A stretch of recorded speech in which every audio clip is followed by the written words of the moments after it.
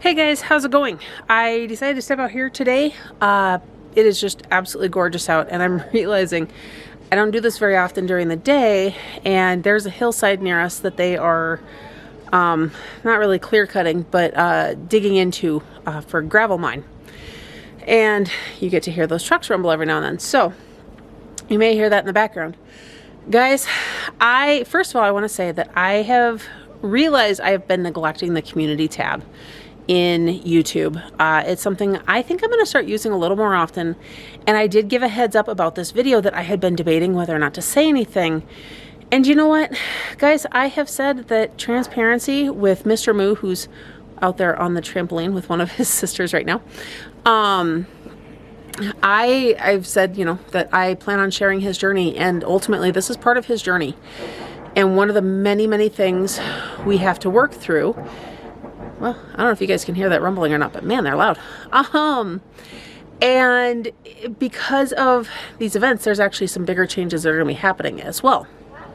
So with that said, that community tab, I am going to utilize that more often, kind of as a heads up for certain videos and things, as well as to ask questions and opinions and share little tidbits that may not make it into certain videos. So make sure you're watching for that. Never be afraid, guys, to like say hi or comment or ask questions or anything. When it comes to the questions, guys, if I'm putting it here, you are more than welcome to ask. My recent video where I was caught off guard was purely because a stranger approached me in public, and it caught me off guard. But I am the type of person to always give grace. Anyhow, guys, the purpose of this video, and I know I'm stalling a little bit too because this is not an easy topic, but it's also our reality. Many of you have been following recently and know that we've been having some challenges with Mr. Moo. And as we learn about all of his needs and as he grows, we discover more of his needs. But this one, it's kind of a combination. We've known for a long time that he's a runner. If he sees an opening, he will usually take it. Now, out our front door, we have spent a lot of time and work, and he actually does okay now. He doesn't try to bolt out the front door if he thinks it's open anymore. He, in fact, usually just ignores the door, and at most he'll go out front and sit in our rocking chairs that we have out there. But today he has, oh, I got a bug on my face. Today he has physical therapy, and I plan on going and kind of picking on his physical therapist a little bit to let her know she's done her job too well. Because, guys, we have a pretty awesome backyard. And this is not all of it. It goes there a ways, and then our front yard is even better. It's just not fenced in, so we don't play out there really. And he loves to be outside. So a few days ago, we were out here looking at some bushes we had planted along the fence line. There were some old bushes there when we moved in that, when I looked them up, appeared to actually have poisonous berries on them. And with extra kiddos, but especially with Micah, that just wasn't safe. So we dug those up. And this summer, we actually planted a couple of elderberry bushes and some sweet cherry trees in their places. So we were out here looking at those, and we caught him attempting to climb the gate back there. He was halfway up it, and I thought, what the heck? So we told him to get down, and our mistake is we didn't think anything else of it, because that was the first time he'd ever done it. He'd only gotten halfway up and seemed to be struggling a little, and we didn't give him credit. Truth is, his physical therapist has been working very hard with him on strengthening not just his leg muscles, but the coordination between his upper and lower body. So the following day, and this again was 2 days ago, he came out here to play by himself. I didn't think anything of it because he does it all the time. He's no longer allowed to play out here by himself for the time being. He apparently mastered not just scaling the fence, but getting over it.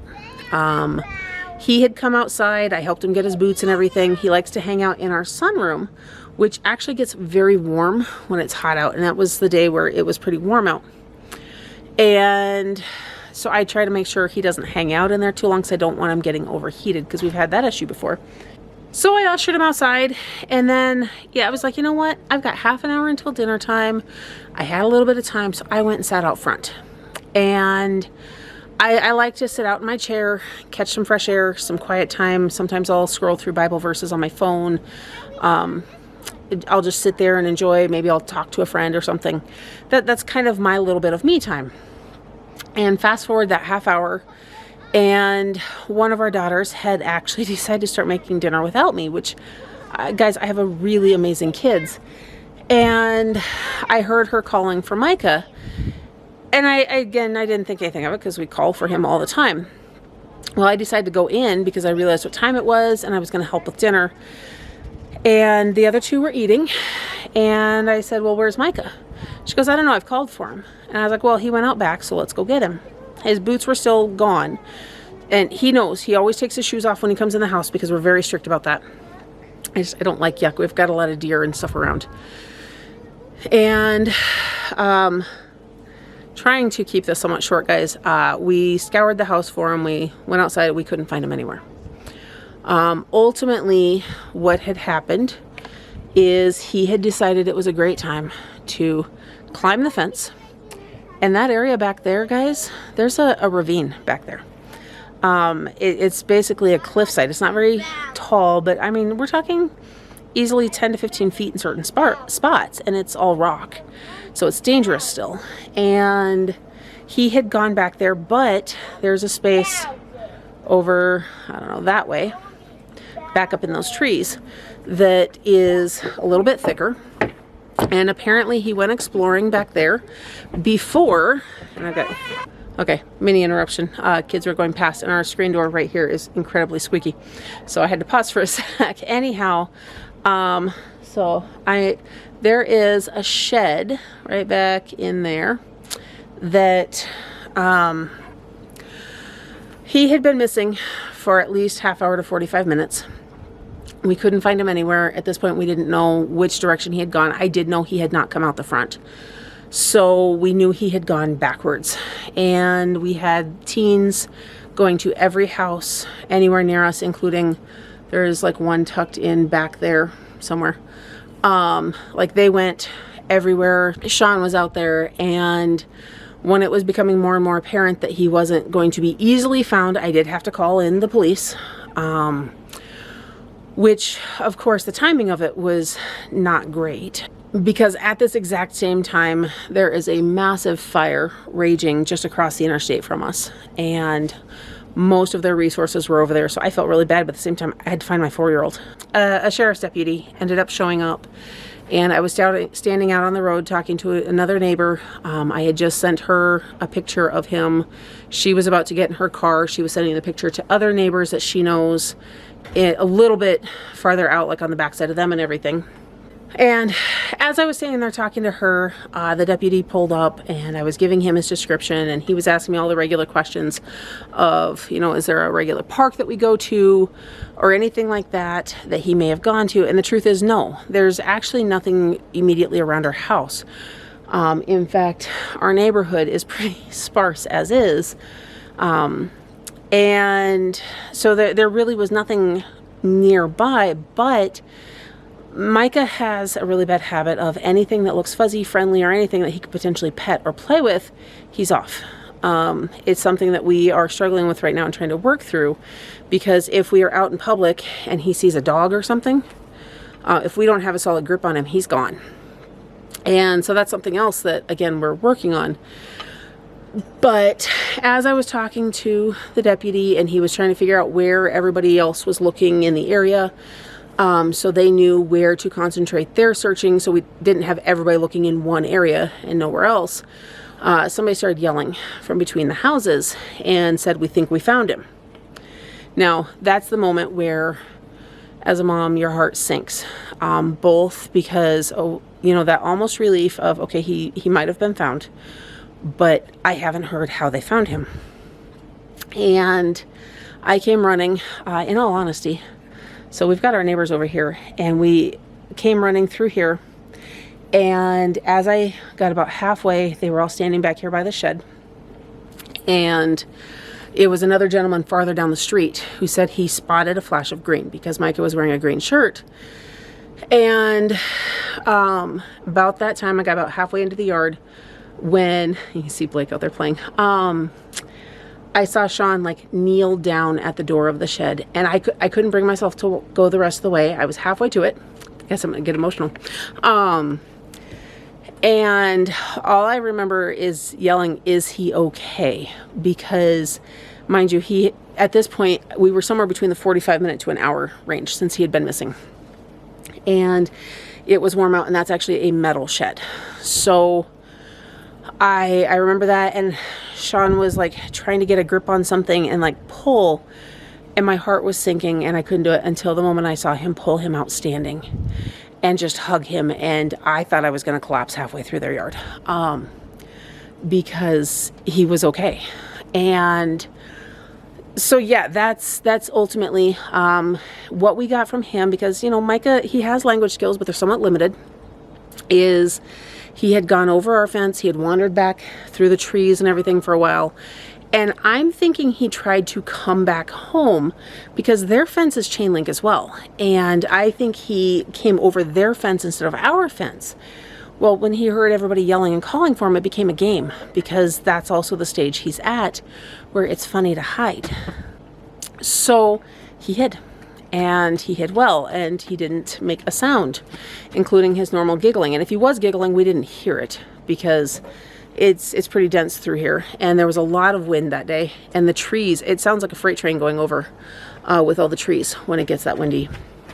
But then as we're all standing there, and I was holding him then and trying to express to Micah, like, you can't do that, you can't go out of our yard, he spotted a rabbit, and he was upset with us because we wouldn't let him get down and go chase the rabbit. Which also means that the officer saw I was not kidding in the least when I said, if he sees something remotely fluffy or anything that he could pet or play with, that's all it takes for him. So guys, that was our scary moment. He's safe. We're all good.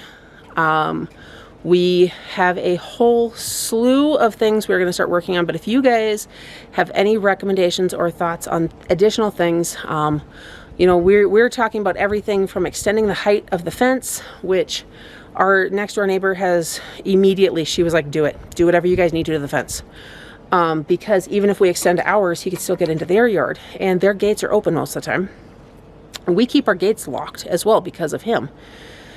We're going to put up a camera system so that way if something like this should ever happen again, we can at least see which direction he went, as well as possibly see if he came back through anywhere again.